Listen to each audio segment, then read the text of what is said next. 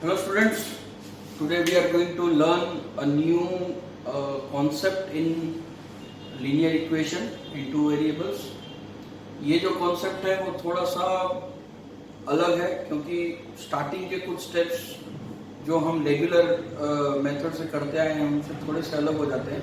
उसके बाद कुछ स्टेप्स के बाद आप कोई भी method, substitution, elimination, cross multiplication, कोई भी मेथड यूज कर सकते हैं एक्स और वाई ढूंढने के लिए. क्या अलग बनाता है इन तरह के सम्स को अलग से स्टार्ट करने के लिए? ठीक है, अभी तक आपको पता है कि लीनियर इक्वेशन की जो इक्वेशन है, जनरल फॉर्म है, वो ये ax plus B Y plus C equal to 0. अब यहाँ प्रॉब्लम यहाँ पे ये है कि x और y जो वेरिएबल्स होते हैं वो हमेशा न्यूमेरेटर में होते हैं.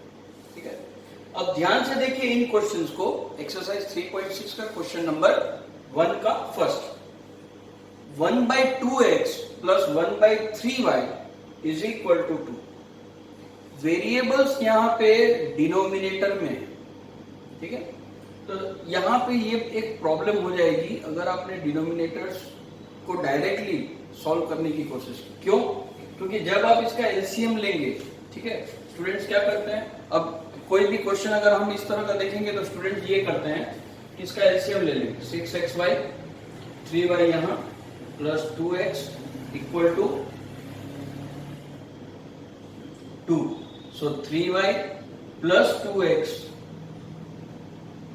Equal to 12xy. ठीक है, देखो स्टूडेंट्स, यहाँ पे एक बात ये हो जाती है कि यहाँ पे आपके पास तीन वेरिएबल्स हैं, x, y और xy, है ना. y, x और xy तीन वेरिएबल है.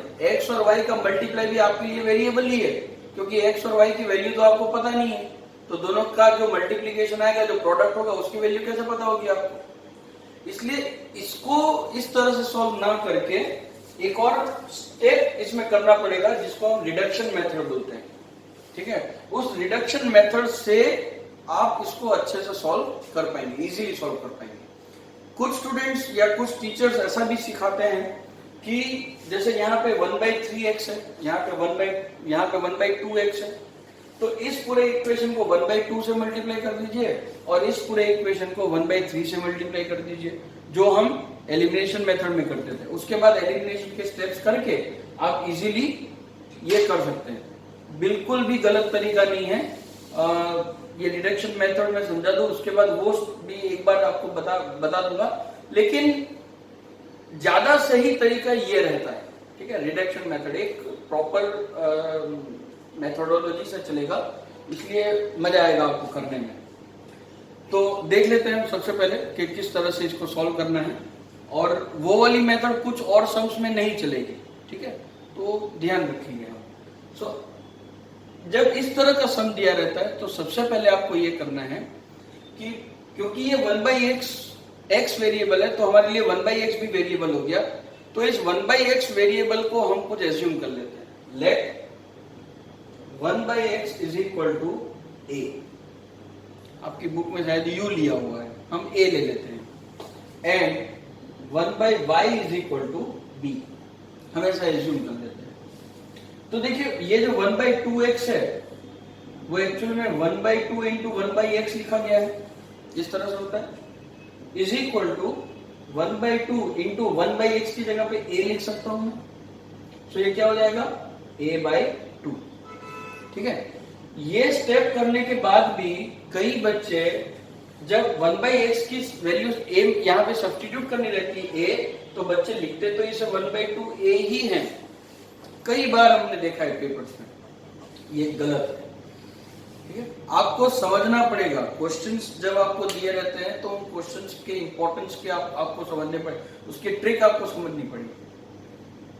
बेसिक्स आपके बहुत ही क्लियर होने चाहिए. 6, 7, 8 स्टैंडर्ड के बेसिक्स आपके बहुत ही क्लियर होने चाहिए, तो ही आप इनके ऊपर अच्छे से कॉन्सेंट्रेट कर सकते हैं. ठीक है, सो 1/2x को हम a/2 लिख सकते हैं. उसी तरह से ये मैंने आपको बता दिया क्योंकि कुछ स्टूडेंट्स को ये नहीं आता लिखने के लिए, इसलिए मैंने आप लोगों को बता दिया. अब देख लीजिए, सो ये हो जाएगा a/2 प्लस 1/y का b हो जाएगा, 3 नीचे है, इज इक्वल टू 2, और यहाँ पे हो जाएगा 1a/3 plus b/2 is equal to 13/6। अब हम एलसीएम ले लेते हैं 6, 3 इधर multiply, 3a plus 2b is equal to 2, so 3a plus 2b is equal to 12, और ये हो जाएगा यहाँ पे भी 6 एलसीएम आ जाएगा, 2a plus 3b is equal to 13/6, 6 और 6 कैंसिल हो जाएगा, 2a plus 3b is equal to 13। अब आपको एलिमिनेशन मेथड करना है, सब्स्टिट्यूशन मेथड करना है, या क्रॉस मल्टीप्लिकेशन मेथड करना है, आपकी इच्छा। अब आप ए और बी ढूंढ लीजिए, जो भी आपको करना है, एलिमिनेशन मेथड हो, सब्स्टिट्यूशन मेथड हो, या क्रॉस मल्टीप्लिकेशन। मुझे एलिमिनेशन मेथड इजी लगता है, इसलिए मैं वो कर रहा हूँ। तो ये हो जाएगा 6a प्लस, क्योंकि ये पूरे को हम 2 से मल्टीप्लाई कर देंगे और ये पूरे को हम 3 से मल्टीप्लाई कर देंगे। ठीक है, इस तरह से लिखा नहीं जाता, पर आपको लिखना पड़ता है यहाँ multiply the above equation with 2, यहाँ पे आपको लिखना पड़ेगा multiply the above equation with 3। अभी मैं, क्योंकि एलिमिनेशन आपको आता है, इसलिए मैं थोड़ा सा शॉर्ट में कर रहा हूँ। सो 4b इज इक्वल टू 24, और ये इसका जो मल्टीप्लाई आएगा वो इसके नीचे लिख देते हैं हम, 6a plus 9b is equal to 39। Elimination में क्योंकि सेम साइन हो, अगर दोनों कोफिशिएंट सेम और उनकी साइन सेम हो, तो हम नीचे की जो इक्वेशन रहती है उसे सब्ट्रैक्ट करते हैं, तो ये दोनों सब्ट्रैक्ट हो जाएंगे। सब्ट्रैक्ट, जब नीचे की साइन, नीचे की इक्वेशन सब्ट्रैक्ट होगी तो सब उसके जितने भी टर्म्स हैं उनकी साइन चेंज होती है, साइन चेंज हो गई।